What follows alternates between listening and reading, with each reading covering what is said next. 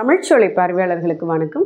நம் தமிழ்ச்சோலையானது பிஜிடிஆர்பி தேர்வு எழுதக்கூடிய நண்பர்களுக்கு புதிய இணைய வழி பயிற்சி வகுப்பு தொடங்கியிருக்குங்க. தமிழ் மட்டும் இல்லாமல் ஆங்கிலம், கணிதம், வணிகவியல் இந்த பாடங்களுக்கும் நம்ம புதிய வகுப்பு தொடங்க இருக்கிறோங்க. இந்த காணொலியில் நம்ம என்ன பார்க்க போகிறோம் அப்படின்னா, இந்த புதிய பாடத்திட்டம் நம்ம அது குறித்து ஒரு காணொலி போட்டிருந்தோம். ஸோ அதை வெளியிட்டிருக்கிற புதிய பாடத்திட்டத்துக்கு இந்த 10 அலகுக்கும் என்னென்ன நூல்கள் படிக்கலாம் அப்படிங்கிறது குறித்து தான் இந்த காணொலியில் நம்ம பார்க்க போகிறோங்க. பழைய பாடத்திட்டத்துக்கும் புதிய பாடத்திட்டத்துக்குள்ள வித்தியாசம்லாம் நம்ம பார்த்தோம். சரி, இப்போ இந்த 10 அலகுக்கும் நம்ம என்னென்ன நூல்கள் படிக்கலாம்? இப்போ பெரும்பாலும் எல்லாம் இந்த மெட்டீரியல் நம்மக்கிட்ட கேட்கும் பொழுது கூட நீங்கள் கொடுக்குற மெட்டீரியலில் எல்லாமே கவர் ஆகிடுமா அப்படின்னு கேட்குறீங்க. நம்ம மெட்டீரியல்னு இல்லைங்க, எந்த மெட்டீரியல் யார் தயார் பண்ணியிருந்தாலும் சரி, அதில் இந்த 10 அலகையும் கவர் பண்ணுற மாதிரி மெட்டீரியல் தயார் பண்ண முடியாதுங்க. ஏன்னா தமிழ் இப்போ நம்ம கொடுத்துருக்க இந்த பாடத்திட்டமானது சங்க இலக்கியத்திலேருந்து இக்கால இலக்கியம் வரை, இன்னும் சொல்லப்போனால் இக்கால இலக்கியத்தையும் தாண்டி இன்றைய தொழில்நுட்பம் இணையம் வரைக்கும் நமக்கு பாடத்திட்டத்தில் இருக்குது. இப்படி இருக்கக்கூடிய ஒரு விரிவான பாடத்திட்டத்தை நம்ம ஒரு மெட்டீரியலில் கொடுக்க முடியுமா அப்படின்னா அது கொடுக்க முடியாதுங்க. ஒரு 50-60% நம்ம அதில் கவர் பண்ணலாம், மற்றபடி 100% அதில் நம்மளால் கொண்டு வரவே முடியாதுங்க. அப்போ கண்டிப்பாக நம்ம மூல நூல்களை படித்து தான் ஆகணும். என்னென்ன மூல நூல்களை படிக்கலாம் அப்படின்னு கேட்குறீங்க. நிறைய இருக்குது, ஆனால் ஒரு இன்றியமையாத நூல்களை மட்டும் இந்த காணொலியில் நான் சொல்கிறேன். இப்போ குறிப்பாக ஒரு யூனிட்டுக்கு நம்ம ஒரு 20-30 புத்தகங்கள் ரெஃபர் பண்ணலாம் அப்படிங்கிற மாதிரி யூனிட்டு இருக்குது. அப்படி இருக்கும் பொழுது அவ்வளவு நூல்களும் படிக்கணுமா அப்படின்னா அதிலிருந்து ஒரு இன்றியமையாத நூல்கள் ஒரு குறிப்பிட்ட ஒரு 6-7 புத்தகமாவது நீங்கள் இதில் படிச்சுக்கோங்க அப்படிங்கிற மாதிரி நம்ம சொல்கிறோம். நிச்சயமாக அதை படித்தா கூட ஓகே தான், போதும் அப்படிங்கிற மாதிரி போதும்னு சொல்ல முடியாது, ஏன்னா விரிவான பாடத்திட்டம் இல்லைங்களா. ஆனால் ஓரளவுக்கு இது நம்ம ஏன்னா இருக்கக்கூடிய குறுகிய காலகட்டத்தில் நம்ம இந்த நூல்களையாவது படித்து கொள்ளலாம் அப்படிங்கிறது தான் இந்த காணொலியுடைய நோக்கம். இப்போ நம்ம அந்த பாடத்திட்டம்லாம் சொல்லியிருக்கோம். இப்போ இதில் முதல் அலகு பார்த்திங்கன்னா மொழி வரலாறு கொடுத்துருக்காங்க. முதல் அலகு மொழி வரலாறு. போன பழைய பாடத்திட்டத்தில் 2 அலகுமே மொழி சார்ந்தது தான் கொடுத்துருந்தாங்க. சரி, இந்த மொழி இப்போ கொடுத்துருக்கிறதுல இந்த மொழி வரலாறுக்கு நம்ம என்னென்னலாம் பார்க்கலாம்? இப்போ இவங்க கொடுத்துருக்கும் பொழுது திராவிட மொழிகள் கொடுத்துருக்காங்க, தமிழ் மொழியினுடைய தொன்மை கொடுத்துருக்காங்க, தமிழ் மொழியினுடைய தனித்தன்மை, தமிழின் கிளை மொழிகள் கொடுத்துருக்காங்க, தமிழும் உலக செம்மொழிகளும், இதெல்லாம் இந்த அலகு 1ல் இருக்குது. இப்போ இதற்கெல்லாம் என்னென்ன நூல்கள் பார்க்கலாம்? பொதுவாக நம்ம தமிழ் மொழி வரலாறுக்கு சக்திவேல் ஐயா புத்தகமும் தேப்போ மீனாட்சி சுந்தரனார் அவர்களுடைய புத்தகமும் நம்ம படிச்சுட்ருக்கோம். இப்போ நம்மக்கிட்ட எல்லா மூல நூல்களுமே இருக்குங்க. இது இல்லாமல் இன்னொரு அறையில் இன்னொரு அலமாரி இருக்குது. அதில் இருக்கிறதையும் நான் அந்த காணொலியினுடைய கடைசியில் அந்த அலமாரியில் இருக்கக்கூடிய புத்தகங்களையும் நான் காட்டுறேன். இப்போ இந்த இதில் இன்னும் நிறைய இருக்குது, வைக்க இடம் இல்லைங்க. ஸோ இதெல்லாமே மொழி சார்ந்தது தான் நம்மக்கிட்ட இருக்கிறது. பார்த்திங்கன்னா இது எல்லாமே இப்போ உதாரணத்துக்கு உலக செம்மொழிகள் அப்படின்னு ஒரு நூல் இருக்குங்க. ஒரே ஒரு நிமிடங்க. இப்போ உலக செம்மொழிகள் நம்ம ஃபஸ்ட் யூனிட்டில் கொடுத்துருக்காங்க. இப்போ பாருங்கள், உலக செம்மொழிகள்னு ஒரு புத்தகம் இருக்குது. டாக்டர் கி ஆதிநாராயணன் அவர்கள் எழுதிய இந்த நூலுங்க. இப்போ இந்த மாதிரி நிறைய இருக்குது. இது எல்லாமே மொழி சார்ந்தது தான் நம்ம இதில் வச்சுருக்கோம். இதில் பார்த்திங்கன்னா திராவிட மொழிகள் அகத்திலிங்கம் ஐயா அவர்களுடைய புத்தகம் திராவிட மொழிகள் 1-2ன்னு இருக்குது. கண்டிப்பாக மொழி சார்ந்து நம்ம படிக்கும் பொழுது இந்த யூனிட்டில் இந்த 2 புத்தகத்தையும் தவிர்த்து நம்மளால் போகவே முடியாதுங்க. கட்டாயம் அவசியம் இந்த திராவிட மொழிகள் 1-2 அகத்திலிங்கம் ஐயா அவர்களுடைய புத்தகம் நம்ம படித்தே ஆகணுங்க. நிறைய இருக்குது நூல்கள். நம்ம சக்திவேல் ஐயா புத்தகம், அடுத்து தேப்போமி அவர்களுடைய புத்தகம் இருக்குது. இப்போ இதில் பாருங்கள், திராவிட மொழிகளின் ஒப்பாய்வு ஒரு அறிமுகம்னு சொல்லிட்டு டாக்டர் ஜான் சாமுவேல் அப்படிங்கிறவர் எழுதியிருக்காங்க. அதாவது திராவிட மொழிகளுடைய எல்லாத்தையும் சேர்த்து ஒரு ஒப்பாய்வை ஒரு அறிமுகம் கொடுத்துருக்காங்க. இது நமக்கு அவசியம். அடுத்து உலக மொழிகளில் தமிழ் சொற்கள் அப்படின்னு ஒரு புத்தகம் இருக்குது. இது இல்லாமல் பாருங்களேன், தமிழின் செம்மொழி பண்புகள், இது இந்த அலகில் புதிய பாடத்திட்டத்தில் கொடுத்துருக்காங்க. செம்மொழி, இது டாக்டர் கி ஆதிநாராயணன் அவர்கள் எழுதிய புத்தகம் தமிழின் செம்மொழி பண்புகள் அப்படிங்கிற இந்த புத்தகம். இது இல்லாமல் இப்போ பாருங்கள், தமிழ் மொழி அமைப்பியல்னு ஒரு புத்தகம் இருக்குது. முனைவர் அகத்திலிங்கம் அவர்கள் எழுதியிருக்காங்க. தமிழ் மொழி அமைப்பியல், இதெல்லாமே மொழி சார்ந்த நூல்கள் தான். இதில் பாருங்கள், பழந்தமிழும் கிளை மொழிகளும் கொடுத்துருக்காங்க. இது அலகு 1ல் இருக்குது, கிளைமொழிகள் இருக்குது. ஸோ பழந்தமிழும் கிளைமொழிகளும் சொல்லிட்டு உலக தமிழாராய்ச்சி நிறுவனம் வெளியிடுது. ரொம்ப நல்ல அருமையான புத்தகம் இந்த புத்தகம். இந்த மாதிரி நிறைய புத்தகங்கள் இருக்குது. இது பாருங்கள், தமிழ் மொழியின் வரலாறு படிக்கணும். நம்ம விகோ சூரியநாராயண சாஸ்திரியார் அவர்கள் எழுதியது உலக தமிழாராய்ச்சி நிறுவனம் வெளியிட்டிருக்கிறது. இது தமிழ் மொழியின் வரலாறு அப்படின்னு சொல்லிட்டு இதெல்லாமே மொழி சார்ந்தது தான். நம்ம மொழி சார்ந்து இருக்கக்கூடிய பாருங்கள் ஒரு குட்டி புத்தகம் தான் இது. மொழிநூர் கொள்கையும் தமிழ் மொழி அமைப்புன்னு சொல்லிட்டு காசு பிள்ளை அவர்கள் எழுதிய புத்தகம், சுப்பிரமணிய பிள்ளை அவர்கள் எழுதிய புத்தகம். இது ஒரு குட்டி புத்தகம் தான். இந்த மாதிரி நமக்கு நிறைய ஏதாவது சில சமயம் நமக்கு எங்கேருந்து வினா கேட்குறாங்க எங்களுக்கு தெரியலேன்னு சொல்லுவோம்ல, அப்படிலாம் இல்லை. மொழி ஒப்பியலும் வரலாறுன்னு சொல்லிட்டு ஒரு நூல் இருக்குது பாருங்கள். பேராசிரியர் டாக்டர் ரா சீனிவாசன் அவர்கள் எழுதிய புத்தகம் இதுங்க. நம்ம சக்திவேல் ஐயா புத்தகம் கண்டிப்பாக நிச்சயம், அதை தாண்டி ஒன்றும் இல்லை. ஆனால் அதை தாண்டி நமக்கு நிறைய இருக்குது. இது பாருங்கள், இந்த அக்னிபுத்திரன் அவர்கள் எழுதியது தமிழ்மொழி வரலாறும் திராவிட மொழி ஒப்பிலக்கணமும் அப்படின்னு சொல்லிட்டு ஒரு புத்தகம் இருக்குதுங்க. இந்த மாதிரி மொழி சார்ந்ததுக்கு நிறைய இருக்குது. நீங்கள் மொழி நூல் படிக்கலாம், மூவாவுடைய மொழி வரலாறு இருக்குது, அது படிக்கலாம். இந்த மாதிரி நிறைய நூல்கள் இன்னும் நம்ம இது ஒரு குறிப்பிட்டு நான் சொல்கிற நூல்கள் இதெல்லாம். இதை தாண்டி இன்னும் நிறைய நூல்கள் நமக்கு இருக்குங்க. இன்னொரு நூலகம் இருக்குது, நம்ம அதில் பார்த்தோன்னா இன்னும் நிறைய நூல்கள் நம்ம இருக்குது சொல்லலாம். இப்போ இது வரைக்கும் சொன்னது பொதுவாக சக்திவேல் ஐயா புத்தகம், தேப்பூமி அவர்களுடைய புத்தகம், நம்ம அகத்திலிங்கம் டாக்டர் அகத்திலிங்கம் ஐயா அவர்கள் புத்தகம், இப்போ நம்ம சொன்னோம்னா கிளை மொழிகள், உலக செம்மொழி, இந்த புத்தகங்கள் எல்லாம் இப்போ சொன்னதெல்லாம் ஓரளவுக்கு நம்ம கலெக்ட் பண்ணி படிக்கலாம். நம்ம எடுக்கிற வகுப்பில் இந்த புத்தகங்கள் எல்லாம் நம்ம நடத்துவோம். நம்மளுடைய இணைய வழி வகுப்பில் இந்த புத்தகங்கள் எல்லாம் நடத்துவோம். இந்த புத்தகங்களில் இருந்து தான் நம்ம வினா கேட்போங்க.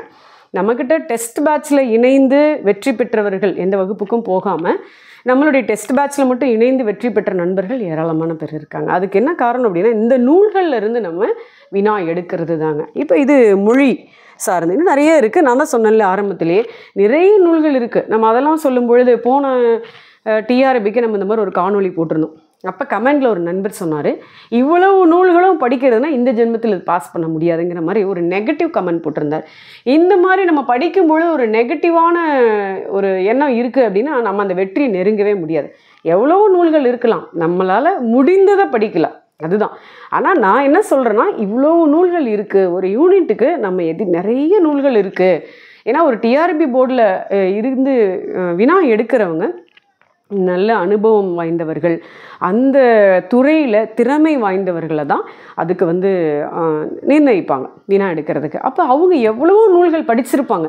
நம்ம ஒரு 2 நூல்களை மட்டும் படிச்சுட்டு இதை படித்தா போதுமா, இந்த மெட்டீரியல் படித்தா போதுமாங்கிறத நம்ம ஒரு குறுகிய வட்டத்தில் பார்க்குறோம். ஆனால் ஒரு வேலை கொடுக்குறாங்க நமக்கு 10 பைசா செலவில்லாமல் ஒரு நேர்மையான முறையில் ஒரு தேர்வு எழுதுனா உங்களுக்கு பணியிடம்னு சொல்கிறாங்க அப்படின்னா அந்த பணிக்கு எவ்வளவு தரமான ஒரு வினா கேட்பாங்க, எவ்வளோ நூல்கள் இருந்து கேட்பாங்க. நம்ம அதை மனதில் வச்சுக்கிட்டு தான் படிக்கணும். அப்படிங்கும் பொழுது எல்லாமே நம்மளால் படிக்கிறது சாத்தியக்கூறு இல்லை தான், ஆனாலும் முடிந்ததை படிக்கலாம். நான் என்னுடைய இது என்னென்னா இந்த காணொலியில் நான் சொல்கிறது அப்படின்னா நண்பர்களுக்கு இந்த புத்தகங்களெல்லாம் அறிமுகப்படுத்துறது. இவ்வளோ நூல்கள் இருக்குது, இவ்வளோ நூல்கள் இருக்கக்கூடிய செய்தியை நம்ம ஒரு மெட்டீரியலில் கொடுக்க முடியுமான்னு நீங்களே யோசிச்சு பாருங்கள். முடியாது. அங்கங்கே இருந்து என்ன பண்ணலாம், ஓரளவுக்கு நம்ம தெரிஞ்சுக்கலாம், ஒரு மேலோட்டமாக என்ன இருக்குது அப்படிங்கிறத தெரிஞ்சுக்கலாம். இன்னும் ஒரு 20, 30, 50% வரைக்கும் நம்மளால் கவர் பண்ண முடியும். அதை தாண்டி நம்ம எல்லாமே கொடுக்க முடியும்னா நம்மன்னு இல்லைங்க, இயல்பாக நீங்கள் நினச்சி பாருங்களேன். யதார்த்தமாக நினச்சி பார்த்தோம்னா யாராலையும் அது வாய்ப்புகள் இல்லை. அதுதாங்க இது நம்ம மொழி முதலாவது இதுக்கு நம்ம சொல்கிறோம். நிறைய நூல்கள் இருக்குது. இது இன்னொரு அலமாரி நான் காட்டுறேன், அது இந்த காணொலியின் முடிவில் அடுத்தது காட்டுறேன். அப்படி 2வது அலகு சொல்கிறோம். 2வது அலகு அப்படிங்கும்பொழுது சங்க இலக்கியம் சொல்கிறோம். சங்க இலக்கியமும் வந்துடுது, சங்கம் அருவிய கால இலக்கியங்களும் இதில் வந்துடுது. சங்க இலக்கியம் அப்படிங்கும் பொழுது 8 தொகை, 10 பாட்டு இதில் கொடுத்துருக்காங்க. 14 கீழ்கணக்கு நூல்கள் கொடுத்துருக்காங்க. இதனுடைய அமைப்பு இதெல்லாம் தான் கொடுத்துருக்காங்க. அலகு 2 கொடுத்துருக்காங்க. ஸோ இது 14 மேற்கணக்கு நூல்களும் இருக்குது, 14 கீழ்கணக்கு நூல்களும் இதில் கொடுத்துட்டாங்க. இப்போ நம்மளை பொறுத்த வரைக்கும் நம்ம என்ன அப்படின்னா எல்லாமே மூல நூல்கள் தான். நீங்கள் பார்த்துருக்கீங்களா, இது எல்லாமே கழக வெளியீடு தான். சரிங்களா, இது எல்லாமே கழக வெளியீடு தான். அதில் இருந்தால் இப்போ நம்ம சொன்னோம்னா பெருமழை புலவர் போவே சோமசுந்தரனார் அவர்களுடைய உரை தான் கழக வெளியீட்டில் கொடுக்குறாங்க. நீங்கள் இப்போ பார்க்குறீங்க இல்லையா, இதெல்லாமே 10 பாட்டு 8 தொகை இதெல்லாமே நம்ம மூல நூல்களில் தான் படிக்கணுங்க, கண்டிப்பாக அவசியம். இது நம்ம இப்போ ஒரு இலக்கிய வரலாறுல நீங்கள் 8 தொகை 10 பாட்டு படிக்கிறீங்கன்னா அதனுடைய இன்றியமையாத வரிகளை கொடுப்பாங்க, அவ்வளோதான். ஆனால் டிஆர்பிக்கு நாளைக்கு எந்த வரி வேணால் கேட்கலாம், நம்ம நினைக்கிறது தான் இன்றியமையாத வரி அப்படிங்கிறதெல்லாம் இல்லைங்க. ஸோ நம்ம என்ன பண்ணணும்னா இதை தான் நடத்துவோம், இதை தான் நடத்துகிறோம். இப்போ பார்த்தீங்கன்னா இது 10 பாட்டு முழுமையாகவே இருக்குது. 10 பாட்டு தொகுதி 1 தொகுதி 2 இருக்கு இல்லையா? இது இல்லாமல் நம்ம இப்படி குட்டி குட்டியாகவே இருக்குது நமக்கு. இதெல்லாம் வந்து பார்த்திங்கன்னா 10 பாட்டில் சின்ன சின்ன நூல்கள். அதாவது அதே மூலமும் முறையும் தான் இருக்கும், எந்த மாறுபாடும் இல்லை, அதே மூலமும் முறையும் தான். நெடுநல் வாடையாகட்டும் எல்லாமே, குறிஞ்சி பாட்டு, மதுரை காஞ்சி, சிறுபானாற்றுப்படை, பாருங்கள் மலைபடுக்கடாம், இது வேறங்க கலந்துருச்சு. இந்த மாதிரி முல்லைப்பாட்டு, பெரும்பானாற்றுப்படை, பொருணராற்றுப்படை, இது எல்லாமே இப்படி தனித்தனி நூல்கள். இந்த நூல்களை வச்சு தான் நம்ம நடத்துவோம். இதெல்லாமே மூலமும் முறையும். இந்த நூல்கள் நம்ம நடத்துறதுக்கு முன்னாடி இந்த நூல்கள் எல்லாம் ஸ்கேன் பண்ணி அதை நம்ம ஸ்க்ரீனில் காமிச்சு தான் நடத்துவோம். நம்ம ஸ்கேன் பண்ணி எது நடத்துகிறோமோ அந்த பிடிஎஃபை உங்களுக்கு வாட்ஸ்அப்பில் ஷேர் பண்ணுவோம். ஸோ புக் இல்லைனாலும் நம்ம அனுப்புகிற இந்த பிடிஎஃபை வச்சு நீங்கள் என்ன பண்ணிக்கலாம்னா படிச்சுக்கலாம். கண்டிப்பாக நம்மக்கிட்ட நூல்கள் வேணும், எல்லாமே வாங்கவும் இல்லைங்க. ஆனால் என்ன பண்ணலாம்னா இன்றியமையாத நூல்களையாவது நம்ம கண்டிப்பாக வாங்கிக்கலாம். நம்ம எவ்வளோ செலவு பண்ணுறோம், ஆடைக்கும் அணிகலன்களுக்கும் மற்ற எவ்வளோ பொழுதுபோக்குக்காக நிறைய செலவு பண்ணுறோம். நம்ம நூல்களுக்கான ஒரு குறிப்பிட்ட தொகை செலவு பண்ணுறோம்னா இது வாழ்க்கைக்கே ஒரு மூலதனம் மாதிரி, நமக்கு எப்பொழுது வீண் போக போகிறது கிடையாது. ஸோ இந்த மாதிரிங்க இது எல்லாமே பார்த்திங்கன்னா 8 தொகை, 10 பாட்டு, 14 கீழ்கணக்கு நூல்கள் எல்லாமே இதில் அடங்கிடுங்க. அதுக்கு தனித்தனியாக இருக்குது. இப்போ பாருங்கள், இதெல்லாம்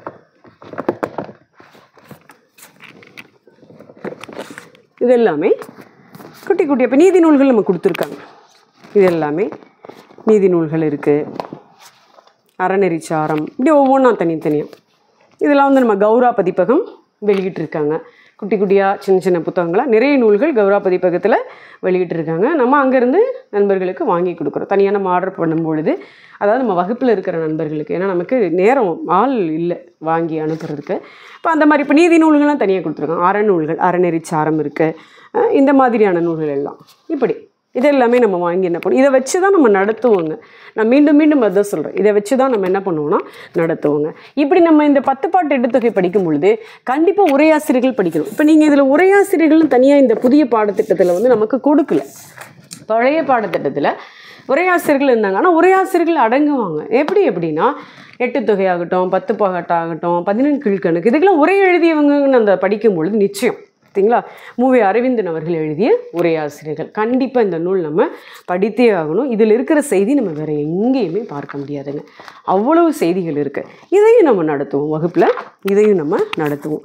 இது வந்து என்னது, அழகு 2ல் நம்ம பார்க்கறது, இது நம்ம பார்க்குறோம் 14. அடுத்தது அழகு 3 அப்படிங்கும் பொழுது காப்பியங்கள் இருக்குது. இதில் 50 காப்பியங்கள், 5 காப்பியங்கள் இருக்குது. சரி, இந்த 50 காப்பியங்கள், 5 காப்பியங்களுக்கு நம்ம என்ன பண்ணலாம்னா கண்டிப்பாக, அதாவது 50 காப்பியங்கள் அப்படின்னு எடுக்கும் பொழுது சிலப்பதிகாரம், மணிமேகலை, சீவக சிந்தாமணி. நம்ம சிலப்பதிகாரம் பார்த்தோன்னா 30 காதையுமே தனித்தனியாக, சிலப்பதிகாரம் மட்டும் நம்ம பழைய பேட்சுக்கு 16 மணி நேரம் நடத்தியிருக்கோம். ஒவ்வொரு காதையாக தனித்தனியாக நம்ம நடத்துவோங்க. ரொம்ப டீப்பாக எல்லாமே மூல நூல்களை வச்சு தான் நடத்துவோம். இப்போ சிலப்பதிகாரம் இதுவே ஓகே. சிலப்பதிகாரத்தில் இங்கே மாணிக்க வாசகம் ஐயா போட்டிருக்கிறாங்க, ரொம்ப தெளிவாக நல்லாவே இருக்கும் சிலப்பதிகாரம் இருக்குது. மணிமேகலை வந்து நம்ம புலியூர்கேசிகன் ஐயா உரையே துரை தண்டபாணி ஐயா அவங்க போட்டிருக்கிறாங்க, நல்லாயிருக்கும். அப்புறம் இன்னொரு விஷயம் என்னென்னா, புலியூர்கேசிகன் உரைனா வந்து ஐயா போட்டிருக்க உரை வந்து அவ்வளோக்கு டெப்த்தாக இருக்காது, அது வேண்டாம். என்னமோ அந்த புலியூர்கேசிகன் ஐயா உரைன்னா அதை ஒதுக்குற மாதிரி ஒரு மனப்பான்மை இருக்குது. அப்படி கிடையாதுங்க. அவ்வளோ நூல்களுக்கு உரை எழுதியிருக்கிறார். அதாவது எளிமையாக உரை கொடுத்துருக்கிறாரு மாணவர்களுக்கு. எளிமையாக ஒருத்தர் உரை கொடுக்குறாங்கன்னா உடனே அதில் தரம் இல்லை அப்படின்னு நம்ம நினைக்கக்கூடாது. இது வந்து ஒரு தவறான பார்வை. ஒருத்தங்க வந்து மாணவர்களுக்காக அதை எளிமைப்படுத்தி உரை கொடுக்குறாங்கன்னா உடனே அதில் தரம் இல்லாமல் போயிடுமா, டெப்த் இல்லாமல் போயிடுமா, அப்படி அந்த எண்ணம் வந்து என்னை பொறுத்த வரைக்கும் ஒரு தவறான எண்ணம். அப்படி இல்லைங்க, நல்லா தான் இருக்கும். புலியூர்கேசிகன் ஐயா உரையும் நம்ம பார்க்கலாம். ஸோ காப்பியங்களை பொறுத்த வரைக்கும் சிலப்பதிகாரம், மணிமேகலை இருக்கணும், சீவக சிந்தாமணி இருக்கணும். இப்போ சீவக சிந்தாமணியில் பாருங்கள், இந்த ஒரு புத்தகம், இது சீவக சிந்தாமணி அப்படியே அந்த மூலம் இருக்குது. 13 இளம்பகங்களுக்கான பாடல்களையும் அப்படியே ஒன்று மாறாமல் உரைநடையில் கொடுக்குற ஒரு புத்தகம், அருமையான புத்தகம். தீவே கோபால ஐயர் எழுதியிருக்காங்க இந்த புத்தகம். ஏன்னா நம்ம 13 இளம்பகம் நம்மக்கிட்ட அதுவும் இருக்குது, பெரிய தொகுதியும் இருக்குது. ஆனால் அதை வச்சு அப்படியே நம்ம படிக்கிறது அது வாய்ப்பு இல்லை, சரிங்களா? அப்போ என்ன பண்ணலான்னா, இது தீவே கோபால ஐயருடைய புத்தகம் பார்த்தீங்கன்னா ரொம்ப அருமையான புத்தகம். இந்த புத்தகம் சீவக சிந்தாமணி. நீங்கள் முழுமையான கதை தெரிந்து கொள்ளணும் அப்படின்னா இந்த புத்தகத்தை நம்ம படிக்கலாம். இது இல்லாமல் நமக்கு மூலமும் முறையும் உடைய இப்படி நம்ம இருக்குது, தனித்தனியாக ஒவ்வொரு இதுக்கும் நமக்கு இருக்குது, இளம்பகத்துக்கும் இப்படி நம்ம வச்சுருக்கோம். இந்த மாதிரி. ஸோ இதை வச்சும் நம்ம நடத்துறது தாங்க. ஸோ அடுத்தது பார்த்திங்க அப்படின்னா இது ஐம்பெருங்காப்பியத்துக்கு. சரி, ஐஞ்சிறுங்காப்பியத்துக்கு அப்படிங்கும் பொழுது ஐம்பெருங்காப்பியங்கள் தனியாக ஒரு கதை வடிவில் இப்படியே ஒரு நூல் இருக்குது. இது நம்ம கௌரா பதிப்பகம் தான் நினைக்கிறேன். ஆமாம், எம்ஜே பதிப்பகம். ஐம்பெருங்காப்பியங்களும் உரைநடை வடிவில் பாடலில் முதல்ல கதை என்ன அப்படின்னு தெரிஞ்சுக்கிறதுக்காக ஐயா எழுதியிருக்காங்க. பா கபிலரசன் அப்படிங்கிற ஒரு ஐயா எழுதியிருக்கிறாங்க. நல்லா தான் இருக்கும். இது இல்லாமல் நம்ம ஐஞ்சிறுங்காப்பியங்கள் நம்ம என்ன படிக்கலாம் அப்படின்னா எல்லாமே படிக்கணும்னு இல்லை. இப்போ இதில் நீலகேசிலாம் பெரும்பாலும் நமக்கு கல்லூரியில் பாடத்திட்டத்திலேயே கூட வைப்பது இல்லை, கடினமாக தான் இருக்கும். நீலகேசி வாங்கிக்கலாம். வளையாபதி குண்டலகேசி நமக்கு குறைந்த பாடல்கள் தான் கிடைச்சிருக்கு, முழுமையாக கிடைக்கல. இதுவும் நம்ம சாரதா பதிப்பகத்தில் போட்டிருக்காங்க, நல்லாயிருக்கும். யசோதர காவியம் இருக்குது. வளையாபதி குண்டலகேசி உரைநடை இது வடிவத்துலேயும் இருக்குது. அடுத்து நாககுமார காவியம் இருக்குது. இந்த மாதிரி நூல்கள் தான் நமக்கு. இதெல்லாம் நம்ம ஒரு முறை வாங்கி வச்சுக்கிட்டோம் அப்படின்னா எப்பொழுதுமே நம்ம வாழ்க்கைக்கு ஒரு முறை மறுபடியும் வாங்க போகிறோம் இல்லை. இந்த மாதிரி நம்ம வாங்கி வச்சுக்கிறது நமக்கு ரொம்ப ரொம்ப நலம் பயக்கும். இது ஐம்பெருங்காப்பியங்கள். ஐஞ்சிறுங்காப்பியங்களுக்கு இது எல்லாமே இதில் எல்லாமே இருக்கிறது. இன்னும் இந்த காப்பியங்கள் சார்ந்து நிறைய நம்மக்கிட்ட கலெக்ஷன் நம்ம வச்சுருக்கோம். இதை வச்சு தான் நம்ம வகுப்புலேயும் நடத்துகிறதும் அதுதாங்க. அடுத்து 4வது அழகு பக்தி இலக்கியம் இருக்குது. இப்போ நிறைய பேர் என்னென்னா அந்த பக்தி இலக்கியத்துக்கு நம்ம தேவாரம், திருவாசகம், 12 திருமுறைகளை வாங்கி வச்சு படிக்கலாமா? என்னைக்கு படிக்கிறதுங்க அது சொல்லுங்கள். அது படிக்கிற அளவுக்கு நமக்கு அந்தளவுக்கு ஞானமும் நமக்கு இருக்காது. அதுதான் உண்மை. இப்போ பாருங்கள், இப்போ 4000 திவ்ய பிரபந்தம் தான் நம்மக்கிட்ட இருக்குது. இது எல்லாமே இந்த பாடல்களும் உரையோடு இருக்கிறது தான். ஆனால் இதை வச்சு படிக்கணும். இதில் என்னென்னா ஒரு வரியை கொடுத்து கேட்கலாம், இது என்றைக்கு நம்ம படிக்கிறது அப்படிங்கும் பொழுது எளிமையாக இதை எப்படி படிக்கலாம்? சரி, பக்தி இலக்கியத்துக்கு அப்போ நம்ம என்ன படிக்கலாம் அப்படிங்கிறத நான் சொல்கிறேன் பாருங்கள். பொதுவாக திருமந்திரம், ஓகே, சிராப், நம்மக்கிட்ட எல்லா நூல்களுமே இருக்குது. எதுவுமே நம்மக்கிட்ட இல்லை அப்படிங்கிறதே கிடையாது. இது பாருங்கள், இந்த நூல் நம்ம படிக்கலாம். இது 63 கதைகள். பெரிய புராணத்தை முழுமையாக நீங்கள் அந்த மூல நூல் வரிகள் இருக்கு இல்லைங்களா, அந்த வரிகளுக்கான அப்படியே விளக்கம், முழுமையான விளக்கமாக நல்லா விவரித்து ஒவ்வொரு நாயன்மாரையும் இப்படி விவரித்து ரொம்ப எதையுமே விடுபடாமல் போட்டிருப்பாங்க. 63 கதைகள் பெரிய புராண வசனம் அப்படிங்கிறது இந்த நூல் நல்லாயிருக்கும். அரு ராமநாதன் அவர்களுடைய பதிப்பில் வெளிவந்த நூல் இந்த நூல். இதை வாங்கி படிக்கலாம். அடுத்து பாருங்கள், சைவ இலக்கிய வரலாறு. பாருங்கள், சைவ இலக்கிய வரலாறு அவ்வை துரைசாமி பிள்ளை அவர்கள் எழுதியது. நம்ம பக்தி அப்படின்னா, நம்ம பக்தி இலக்கியம்னா என்ன நினைக்கிறோன்னா 12 திருமுறைகளும் 4000 திவ்ய பிரபந்தமும் திருப்புகழும் திருமந்திரமும் அப்படியே வாங்கி வச்சுக்கிட்டு அதை படிச்சிடலாமா? வாய்ப்பு இல்லைங்க. அதெல்லாம் நம்ம ஒரு ஆயுசுக்கும் படித்தாலும் அந்த 12 திருமுறைகளும் 4000 திவ்ய பிரபந்தத்தில் இருக்கிற கருத்துக்களை நம்ம முழுமையாக படிக்கிறதுங்கிறது சாதாரண விஷயம் இல்லைங்களா? இப்போ கோவிலில் ஓதுவார்கள்லாம் இருப்பாங்க, அவங்களாம் அப்படி மனனமாக கோவிலில் பாடுவாங்க, இசையோடு பாடுவாங்க பதிகங்களை. அது அவங்களுடைய முழு நேர தொழிலாகவே இருக்குது. மனமும் வந்து பண்ணுறாங்க. அவங்க வந்து தேர்வுக்காக படிக்கலை, மற்றதுக்காக இல்லை. ஸோ அவங்களுக்கு அது சரி. நம்ம அப்படி இல்லை, இவ்வளவும் படிக்கணும், இதில் ஒரு யூனிட் தான் இது அப்படிங்கும் பொழுது என்ன பண்ணலாம்? இந்த மாதிரி நூல்கள் தான் நம்ம தேர்ந்தெடுக்கணும். சைவ இலக்கிய வரலாறு ஆவை துரைசாமி பிள்ளை, இவங்களை வந்து நம்ம வாங்கி படிக்கலாம். அடுத்தது சைவ சமய வளர்ச்சின்னே ஒரு நூல் இருக்குது. நம்மக்கிட்ட எல்லா நூலுமே இருக்குங்க. சைவ சமய வளர்ச்சின்னு ஒரு நூல் இருக்குது. இதுதாங்க பாருங்கள், டாக்டர் மா ராசமாணிக்கனார் எழுதிய நூல், அற்புதமான நூல், சைவ சமய வளர்ச்சி. ஸோ சைவ சமய வரலாறு இருக்குது, சைவ சமய வளர்ச்சி இருக்குது. இங்கே பாருங்கள், வைணவமும் தமிழும் நூல் இருக்குது. இது முழுக்க வைணவத்தை பற்றி நமக்கு சொல்லக்கூடிய நூலுங்க. இது இல்லாமல் இஸ்லாமும் தமிழும் இருக்குது, கிறிஸ்தவமும் தமிழும் இருக்குது, சமணமும் தமிழும் இருக்குது. இந்த மாதிரி தான் நூல்களை வாங்கி நம்ம படிக்கணும். இதெல்லாம் கழக வெளியீடு. இஸ்லாமும் தமிழும், நம்ம இஸ்லாம் அப்படின்னு சொல்லும்பொழுது இலக்கிய வரலாறில் இருக்கிற குணங்குடி மஸ்தான் சாஹிபு, இந்த மாதிரி ஒரு 4 பேரை வச்சுக்கிட்டு, சர்க்கரை புலவர், ஜவாது புலவர், நம்ம உமரு புலவர், இது இலக்கிய வரலாறில் இருக்கிற 10 புலவர்களை பற்றி படிப்போம். ஆனால் அதை தாண்டி இதில் பார்த்தோம்னா, இவ்வளவு இஸ்லாமிய புலவர்கள் இருந்திருக்கிறாங்களா, இவ்வளவு இஸ்லாமிய நூல்கள் இருக்குதா அப்படிங்கிறது இதை பார்த்தா. இது கழக வெளியீடு. இது வந்து முழுக்க கழக வெளியீடு. அப்புறம் பார்த்திங்கன்னா பெரிய புராண ஆராய்ச்சி இருக்குது. இதெல்லாம் வேறு லெவலாக இருக்குங்க. ஆசா ஞானசம்பந்தன் ஐயா எழுதியிருக்காங்க. பேராசிரியர் ஆசா ஞானசம்பந்தன் ஐயா எழுதியிருக்கிற பெரிய புராணம் ஒரு ஆய்வு. இப்போ நான் UGTRBக்கு நமக்கு இது பாடமாக இருந்தது தாங்க. ஸோ இதெல்லாமே இப்படி தாங்க. இதிலே பாருங்கள், அப்பர் சுவாமிகள் வரலாறு தனியாக இருக்குது. அதே மாதிரி சுந்தரமூர்த்தி நாயனார். இங்கே பாருங்கள், சமயங்கள் வளர்த்த தமிழ்னு ஒரு நூல் இருக்குது. இதில் எல்லா சமயங்களும் வந்துடும். இது மயிலை சீனி வேங்கடசாமி நாட்டார் அவர்கள் எழுதிய அருமையான நூல் இந்த நூலுங்க. இப்போ இங்கே சமணமும் தமிழும் நான் சொன்னேன் இல்லைங்க, இது மயிலை சீனி வேங்கடசாமி நாட்டார் தான். சமணமும் தமிழும், பௌத்தமும் தமிழும், கிறிஸ்துவும் தமிழும், இந்த மாதிரி நூல்கள் இருக்குது. இதெல்லாமே நம்ம பக்திக்கு படிக்க வேண்டிய நூல்கள். ஸோ பக்தி இலக்கியமாக 12 திருமுறையும் 4000 திவ்ய பிரபந்தமும் வச்சு மட்டுமே நம்ம என்ன பண்ண முடியாதுன்னா படித்துக்கொள்ள முடியாது. எல்லாமே இதில் எல்லாமே அனைத்துமே இந்த ரோல் எல்லாமே நம்ம இந்த ரோ எல்லாமே பக்தி இலக்கியத்துக்கு நம்ம வச்சுருக்கோம். நிறைய நூல்கள் இருக்குது. இதில் வைக்கிறதுக்கு நமக்கு இடம் இல்லை. தமிழர் சமய வரலாறுனே ஒரு நூல் இருக்குது. போன யூஜி டிஆர்பிக்கு இருந்திருக்கும். பேராசிரியர் வேலுப்பிள்ளை எழுதியிருப்பார். இது எல்லாமே நம்ம என்ன பண்ணலாம், பக்தி இலக்கியத்துக்கு இந்த நூல்கள் எல்லாம் நம்ம சொல்லலாங்க. ஸோ இது எந்த யூனிட்டு? 4வது யூனிட் வந்துடுதுங்க. அடுத்து 5வது யூனிட் பார்த்திங்கன்னா சிற்றிலக்கியங்கள் இருக்குது. இப்போ சிற்றிலக்கியங்கள் பொறுத்த வரைக்கும் கலம்பகம், தூது, உலா, பிள்ளை தமிழ் இதெல்லாம் நம்ம கொடுத்துருக்காங்க. இது இல்லாமல் நம்ம என்னெல்லாம் இதில் பார்க்கலான்னா, இப்போ பாருங்கள், தமிழ் சிற்றிலக்கிய வரலாறு தொகுதி 1, 2ன்னு சொல்லிட்டு டாக்டர் மு பொன்னுசாமி அவர்கள் போட்டிருக்காங்க. இது வந்து தமிழ் சிற்றிலக்கிய வரலாறு அப்படிங்கிற இந்த நூல். சிற்றிலக்கிய வளர்ச்சி இருக்குது, மு சண்முகம் பிள்ளை அவர்கள் எழுதியது, அது ஒரு நூல். சிற்றிலக்கிய வகைகள், மு சண்முகம் பிள்ளை அவர்களே சிற்றிலக்கிய வகைகள்னு ஒரு நூல் போட்டிருக்கிறாரு. சிற்றிலக்கிய வளர்ச்சி அப்படின்னு சொல்லிட்டு ஒரு நூல் போட்டிருக்கிறாருங்க. இது இல்லாமல் நிறைய நூல்கள் இருக்குதுங்க. இது எல்லாமே நம்ம வகுப்பில் நம்ம மாணவர்களுக்கு நடத்துகிறதான்.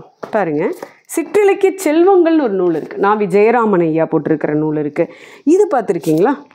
சிற்றிலக்கிய அகராதின்னு ஒரு நூல், நாவி ஜெயராமன் ஐயா தான்.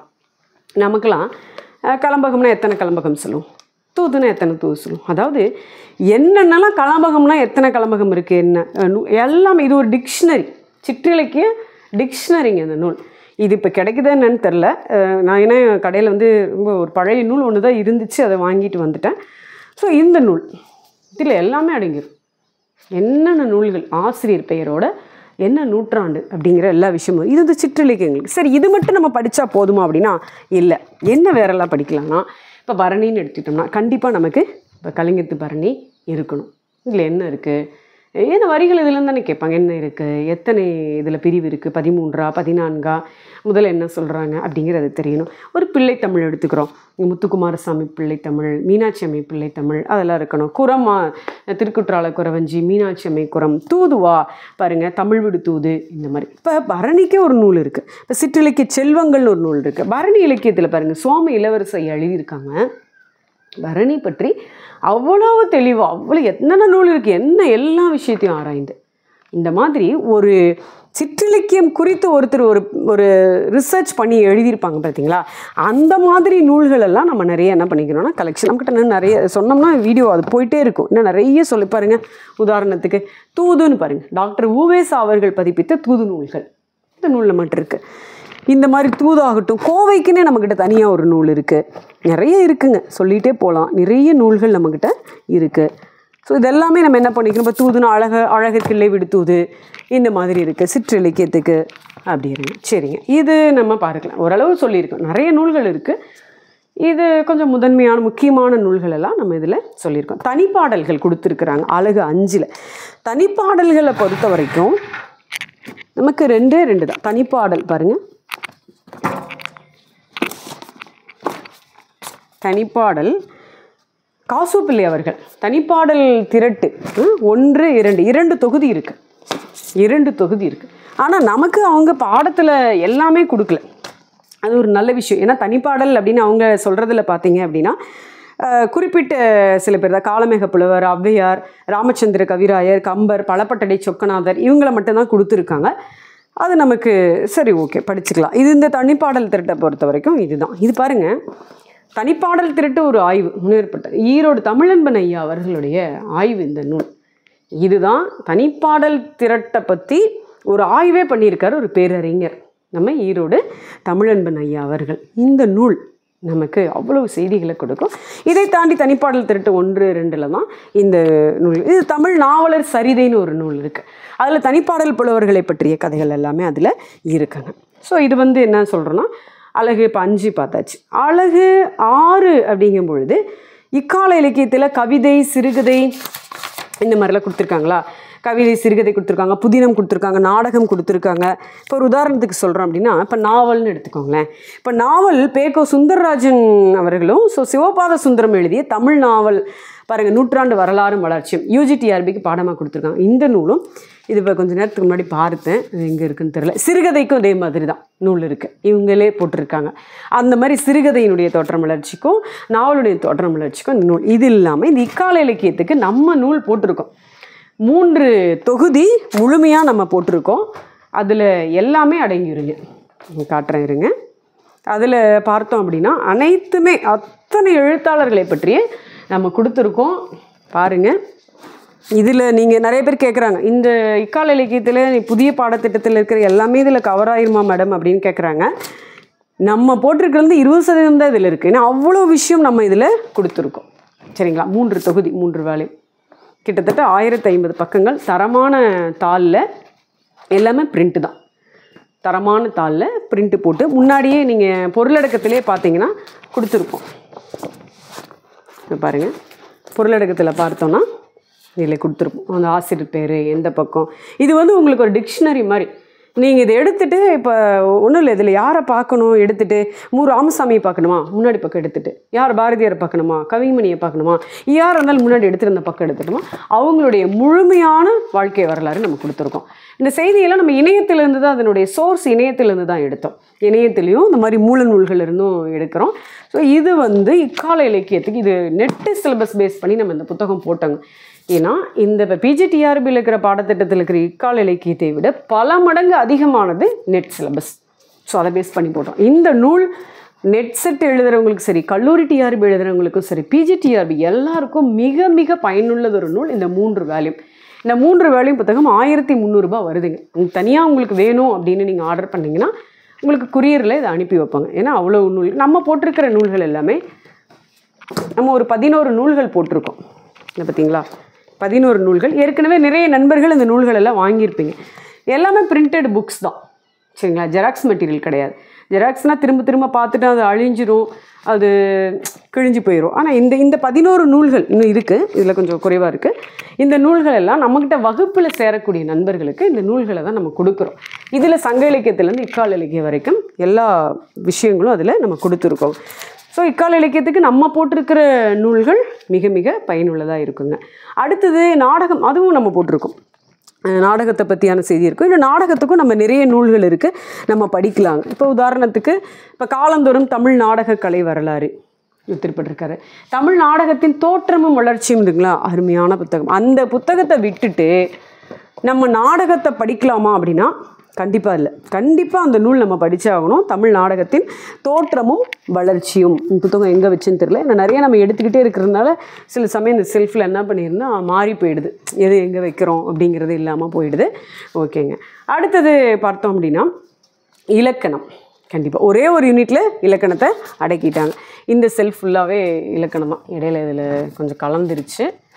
இப்போ இதெல்லாம் பார்த்திங்கன்னா பொருளதிகாரம், சொல்லதிகாரம், தொல்காப்பியம், எழுத்து, சொல், பொருள், இதெல்லாமே இதில் இருக்குங்க. இந்த புத்தகம் ரொம்ப நல்லாயிருக்கும். வாதா ராமசுப்ரமணியம் ஐயா அவர்களுடைய புத்தகம். நன்னூலில் விருத்தியுரையிலேருந்து காண்டிகையுரையிலேருந்து எல்லாமே நம்மக்கிட்ட இருக்குது. புறப்பொருள் இன்பாமலை, இதிலே பாருங்களேன் தனித்தனியாகவே நூல் வச்சுருக்கோம் நம்ம. இதெல்லாம் விரிவாக படிக்கிறதுக்கான பாருங்கள். உரை வளம் நம்மக்கிட்ட, உரை வளம் உலக தமிழாராய்ச்சி நிறுவனம் போட்டிருக்கிற உரை வளம், ஒவ்வொரு இயலுக்கும் தனித்தனியாக உரை வளம் இருக்குது. இதெல்லாம் நம்ம டெப்த்தாக நல்ல பாருங்க. தொல்காப்பிய கலைச்சொற் களஞ்சியம்னு இருக்குது. இதெல்லாம் நம்ம விரிவாக நல்ல அறிவோடு நல்லா படிக்கிறதுக்கான வாய்ப்பு இந்த மாதிரி நூல்கள் எல்லாம் நம்மக்கிட்ட இருக்கணும். புறப்பொருள் என்பாமலையா, அடுத்தது நிகண்டு எல்லாமே நம்ம படிச்சுக்கணும். அதெல்லாம் இலக்கிய இதில் வந்துடும். இதெல்லாமே அந்த இலக்கணம் சார்ந்ததுக்கு நம்ம படிக்கிறது. அதாவது புறப்பொருள் என்பாமலை, அகப்பொருள் விளக்கம், தண்டி அலங்காரம், யாப்பருங்கல காரிகை, தொல்காப்பியம். ஸோ இது இல்லாமல் ஒரு நூல் காட்டுறேன் பாருங்க. இப்போ இந்த நூல் பொதுவாக தமிழ் இலக்கண நூல்கள் அப்படின்னு சொல்லிட்டு பதிப்பு முனைவர் சாவை சுப்பிரமணியன் ஐயா அவர்கள் அனைத்துமே இருக்குது. இப்போ நீங்கள் இந்த ரவுண்டில் பார்க்குறீங்க இல்லையா, இது எல்லாமே இருக்கும். பாட்டியல் நூல்கள்லேருந்து அனைத்து இலக்கண நூல்களுமே இதில் வந்துருங்க. ஸோ இந்த நூல்களும் நம்மக்கிட்ட இருக்குது. இதெல்லாம் வச்சு தான் நம்ம என்ன பண்ணுறோன்னா வகுப்பு நடத்துகிறோம். சும்மா எதையோ அப்படின்னு கிடையாது. அடுத்து திறனாய்வு நூல்கள். திறனாய்வு நூல்கள் பாருங்கள், எல்லாமே இருக்குது. திறனாய்வில் இந்த ரோ எல்லாமே நமக்கு திறனாய்வு இருக்குது, நாட்டுப்புறவியல் ஆய்வு இருக்குது, இது எல்லாமே. இதழியல் பாருங்கள், இதழியலில் நிறைய இருக்குது நம்மக்கிட்ட. இன்னும் தனித்தனியாக நம்ம எடுக்கலை. இது எல்லாமே மூல நூல்கள் தான். நாட்டுப்புறவியல் ஆய்வு டாக்டர் சு சக்திவேல் ஐயா புத்தகம் இருக்குது. பாட்டியல் நூல்கள் இது எல்லாமேங்க. தமிழோடு தொடர்புடைய பிறத்துறைகள் அப்படின்னா அதில் இதழ்கள், வானொலி, தொலைக்காட்சி, திரைப்படம், இணையத்தமிழ், கணினி தமிழ், அறிவியல் தமிழ் எல்லாமே கொடுத்துருக்காங்க. ஸோ இந்த மாதிரி மூல நூல்களை வைத்து தான் நம்ம படிக்கணுங்க. இப்போ பாருங்கள், நம்ம நாட்டுப்புறவியலுக்கு எது படிக்கணும்னு கேட்குறீங்க இல்லையா? அதில் முதலாவதாக நாட்டுப்புறவியல் ஆய்வு டாக்டர் சு சக்திவேல் ஐயா புத்தகம் கண்டிப்பாக நம்மக்கிட்ட இருக்கணும். நாட்டார் வழக்காற்றியல் ஆய்வுகள்னு சொல்லிட்டு லூர்து அவர்கள் போட்டிருக்கிற புத்தகம். நாட்டுப்புறவியல் அப்படின்னு சொல்லிட்டு சு சண்முக சுந்தரம் ஐயா அவர்களுடைய புத்தகம். பாருங்கள், நாட்டுப்புற பாடல்கள் திறனாய்வு ஆறு அழகப்பன் அவர்களுடைய புத்தகம். இதெல்லாம் நம்ம நாட்டுப்புற இன்னும் இருக்குது. ஆனால் இந்த அளவு இது ஓரளவு இப்போ இதுலேயே எவ்வளோ நூல்கள் வந்துருச்சு இல்லையா? இது நமக்கு கண்டிப்பாக இருக்கணும். இது நாட்டுப்புறவியலுக்கு அந்த யூனிட்டை பொறுத்த வரைக்கும். 10வது யூனிட்டில் இருக்குது இல்லைங்களா? அதில் பாருங்கள், இதழியல் இருக்குது, இணையம் இருக்குது. இது தமிழ் இதழியல் வரலாறு மாசு சம்பந்தன் ஐயா அவர்களுடைய அருமையான புத்தகம் இது. கம்ப்யூட்டர் கற்றுக்கொள்ளுங்கள் ஆண்டோ பீட்டர், இது யூஜியில் இருந்தது. இதழியல் கலை மாப்பா குருசாமி அவர்களுடைய புத்தகம். அடுத்து இதழியல் பேராசிரியர் ரா கோதண்டபாணி ஐயா அவர்களுடைய புத்தகம். இது பாருங்கள், மக்கள் தகவல் தொடர்பியல் அப்படின்னு சொல்லிட்டு எழுதியிருக்காங்க. டாக்டர் எஸ் குமாரும் என் கிருஷ்ணன் அவர்கள் எழுதியது. தகவல் தொடர்பியல் அப்படின்னு சொல்லிட்டு டாக்டர் வே கிருஷ்ணசாமி. இன்னும் நிறைய நூல்கள் இருக்குது. நம்ம இன்னொரு அலமாரியில் இருக்குங்க, அது இன்னொரு காணொலியில் நம்ம சொல்கிறோம். ஏன்னா எந்த புத்தகம் எங்கே இருக்குங்கிறது நிறைய இருக்குது நம்மக்கிட்ட. அதை எடுத்து நம்ம தொகுக்கலாம். நான் இப்போ சொன்னதை ஓரளவுக்கு நம்ம அந்த 10 யூனிட்டுமே சொல்லியிருக்கோம், எந்தெந்த இது படிக்கிறது அப்படிங்கிறது. திறனாய்வை பொறுத்த வரைக்கும் நம்ம தாய ஞானமூர்த்தி ஐயா புத்தகம், அடுத்தது ஆசா ஞானசம்பந்தன் ஐயா புத்தகம், நிறைய நூல்கள் இருக்குது. திறனாய்வுக்குன்னே தனியாக நம்ம நிறைய நூல்கள் இருக்குது. அதை தனியாகவே ஒரு நாள் நம்ம சொல்லுவோம், ஏன்னா அவ்வளோ நூல்கள் இருக்குது. ஸோ இந்த 10 அழகுக்கும் இந்த நம்ம சொன்ன நூல்களே நிறைய வருது. இதுவே நிறைய பேருக்கு மலைப்பாயிடும், இவ்வளவு நூல்கள் இருக்கா, இவ்வளவு படிக்கணுமா அப்படின்ட்டு. கண்டிப்பாக இதில் நம்ம ஒரு 10 படித்தாதான் ஒரு 4 விஷயமாவது நம்மளால் சொல்ல முடியும். படிக்கிறதே ரொம்ப குறுகிய வட்டத்தில் இருந்தது அப்படின்னா நம்மக்கிட்ட இருந்து என்ன வெளிப்படும்? ரொம்ப குறைவாக தான் இருக்கும். ஸோ இந்த நூல்களில் இருந்தெல்லாம் தான் நம்ம வினாக்கள் எடுக்கிறோம். இந்த மூல நூல்களை காமிச்சு தான் நம்ம மூல நூல்களை ஸ்க்ரீனில் பார்த்து தான் நம்ம வகுப்பும் எடுக்கிறோம். ஸோ நம்மளுடைய கிளாஸஸ் பொறுத்த வரைக்கும் ரொம்ப தரமானதாக இருக்கும். மிக குறைந்த கட்டணத்தில் நம்ம இந்த வகுப்பு நடத்துகிறோம். கட்டணம் 20,000 ரூபாய். நம்ம இந்த 11 நூல்கள் உட்பட எக்ஸாம் வரைக்குமே இந்த பயிற்சி தொடரும்.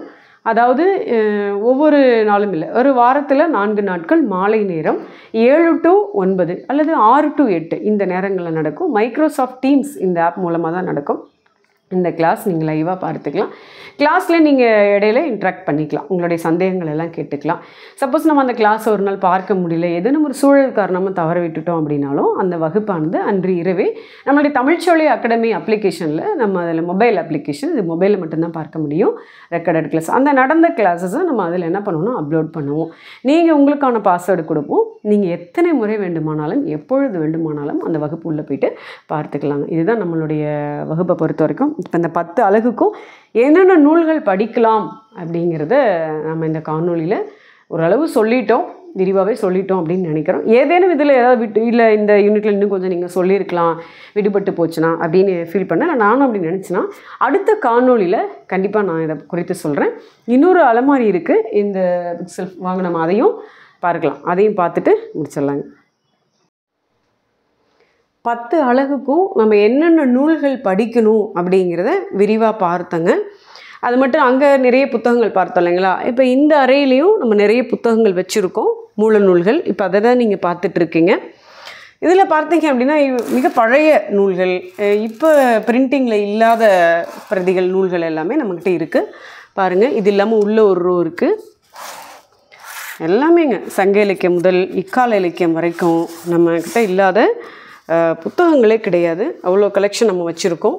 இது பாருங்கள். இப்போ தேவாரம் அப்படின்னு எடுத்துக்கிட்டோன்னு வச்சுக்கோங்களேன், எல்லாமே தேவாரம் முழுக்க, தேவாரம் இந்த 12 திருமுறைகள் முழுக்க இந்த மாதிரி வேல்யூமாகவே நம்மக்கிட்ட இருக்குது. எல்லாமே மூலமும் உரையும் தான் அனைத்துமே. இங்கே மேலே இருக்கிறது இது இல்லாமல் பாருங்கள், உள்ளே இதுக்குள்ளே ஒரு ரோ இருக்கும். இது இல்லாமல் மேலே பாருங்கள் கம்பராமாயணம், எல்லா காண்டங்களுமே இருக்குது. கம்பராமாயணம் அனைத்து காண்டங்களுமே மூலமும் உரையுமோடு இருக்கும். அதே மாதிரி மகாபாரதம் முழுக்க எல்லாமே பருவங்கள் அனைத்தும் முழுக்கவே மூலமும் உரையுமோடு இருக்கும். மொழி சார்ந்தது, சங்க இலக்கியம், கால இலக்கியம், சிற்றிலக்கியம், இலக்கண நூல்கள் பாருங்கள், கல்லாடம் கூட இருக்குது.